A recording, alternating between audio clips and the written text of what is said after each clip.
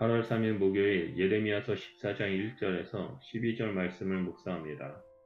오늘 본문 말씀은 기근으로 인해 이스라엘이 여호와 하나님께 도움을 간구합니다. 여호와는 백성의 탄원을 외면하고 백성을 위해 중보기도 하지 말라고 예언자에게 명령하는 내용이 나옵니다. 먼저 본문은 가뭄에 대하여 예레미야에게 임한 여호와의 말씀이라고 언급합니다. 고대 사회에서 가뭄이라는 자연현상은 신적 심판으로 간주되었습니다. 저자는 여호와의 말과 가뭄에 대한 말을 사용하여 가뭄이 우연이 아니라 여호와의 징계임을 보여줍니다.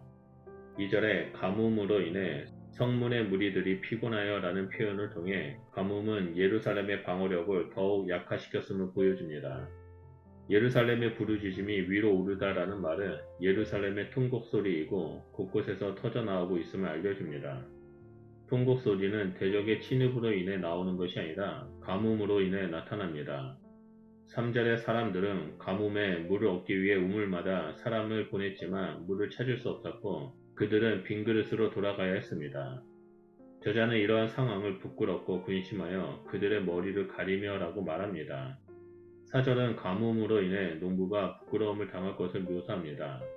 농부는 당시 사회계층 구조의 근간을 이루는 계층으로 가뭄은 모든 계층에게 고통을 가져다 주고 있음을 보여줍니다.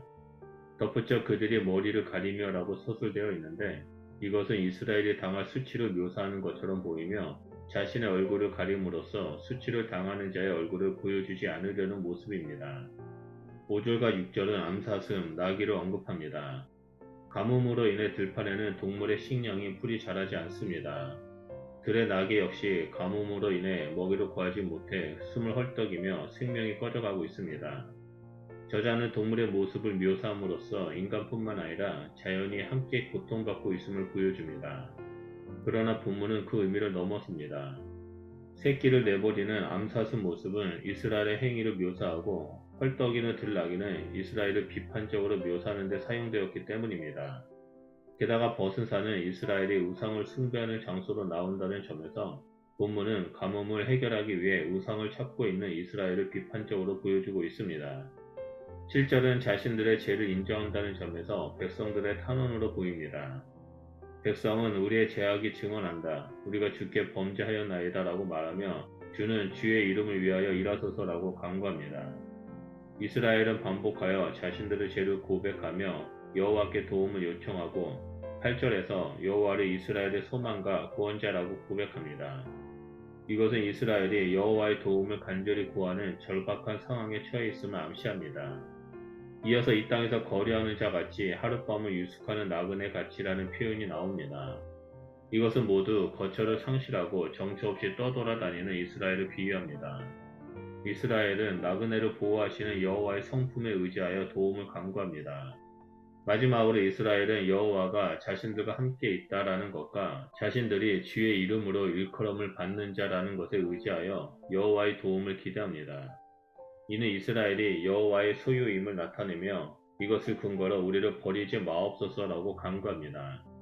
이러한 이스라엘 백성의 간구에 여호와 하나님께서 응답하십니다. 그러나 백성을 향한 응답은 결코 긍정적이지 않습니다. 왜냐하면 이스라엘은 어그러진 길을 사랑하였기 때문입니다. 여기서 어그러진 길은 이스라엘이 여호와와 이방 신들 사이에 왔다 갔다 하며 갈피를 잡지 못하고 이중적인 삶을 묘사한 것입니다. 이스라엘은 발을 멈추지 않고 이방 신들 사이에 왕복하며 살 길을 도모합니다. 이어서 저자는 발을 제어하지 못하는 이스라엘을 비판합니다. 이것은 이방신을 따라가는 이스라엘을 고발했던 예언자의 선포를 떠오르게 합니다. 따라서 여호와는 이스라엘의 간구를 들어주지 않으시고 오히려 죄를 벌하겠다라는 여호와의 확고한 의지를 드러냅니다. 마지막으로 여호와는 예언자에게 너는 이 백성을 위하여 복을 구하지 말라고 명령합니다. 여호와는 금식하고 번제와 소제를 여호와께 드릴지라도 그들의 목소리를 듣지 않을 것입니다. 오늘 묵상 말씀에서 하나님은 가뭄으로 심판하시는 것을 볼 수 있습니다. 하나님을 떠나 우상 숭배와 세상의 즐거움을 따랐던 이스라엘의 영혼은 메말랐습니다. 그들은 하나님의 보좌로부터 흘러나오는 생명수인 주의 말씀을 거절했습니다. 그 결과 가뭄의 심판을 받게 되었습니다.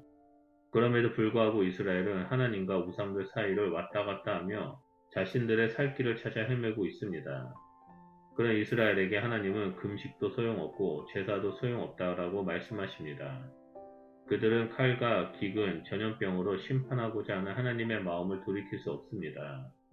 이를 통해 우리에게 주어진 하나님의 말씀은 명확합니다. 그것은 하나님과 세상을 동시에 섬길 수 없다는 것입니다. 예수님은 하나님과 재물 둘 다 동시에 주인으로 섬길 수 없다라고 말씀하셨습니다. 그러면서 하나님과 재물 중 하나를 택하라고 말씀하셨습니다. 우리는 하나님 나라의 백성된 자들입니다. 하나님 나라의 백성이 되었다는 것은 하나님의 통치 아래에 있다는 것을 말합니다. 우리 모두는 하나님의 백성된 자로서 오직 주인 되신 하나님만을 섬기는 자가 되어야 합니다. 그래서 하나님께서 주신 생명수를 통해 영생의 길을 걸어가는 그리스도인이 되어야 합니다. 그러므로 오늘 하루도 왕 되신 하나님을 인정하고 하나님이 원하시는 뜻 가운데 머물며 걸어가는 주의 백성이 되시기를 축복합니다. 기도하겠습니다. 하나님 감사합니다. 오늘 말씀을 통해서 우리가 이 땅에서 살아갈 때 우리의 왕 되시고 주인 되신 분이 오직 하나님 한 분이라는 것을 보게 해주셔서 감사드립니다. 예수님께서 말씀하신 것처럼 우리는 만왕의 왕이시자 우리의 삶의 주인 되신 하나님만을 섬기겠습니다. 하나님 우리의 삶을 통해 큰 영광 받아주시고 우리가 하나님의 백성된 자로서 살아갈 수 있도록 성령 하나님 우리의 힘이 되어주시고 우리를 인도하여 주시옵소서. 우리와 함께 동행해 주심을 감사드리며 예수 그리스도 이름으로 기도드립니다. 아멘.